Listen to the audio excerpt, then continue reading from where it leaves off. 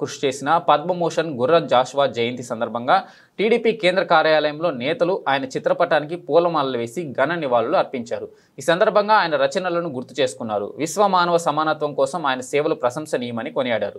ఈ కార్యక్రమంలో పాల్గొన్న నేతలు టీడీపీ రాష్ట్ర అధ్యక్షులు పల్లా శ్రీనివాసరావు, టీడీపీ పొలిట్ బ్యూరో సభ్యులు టీడీ జనార్దన్, మంత్రులు వంగలపూడి అనిత, డోలాశ్రీ బాల వీరాంజనేయ స్వామి, ఎమ్మెల్సీ పర్చూరి అశోక్ బాబు, జంగా కృష్ణమూర్తి, మాజీ రాజ్యసభ సభ్యులు Kanakamedala Ravindra Kumar, AP state customer council chairman Peethala Sujatha, media coordinator Narendra Babu తదితరులు పాల్గొన్నారు.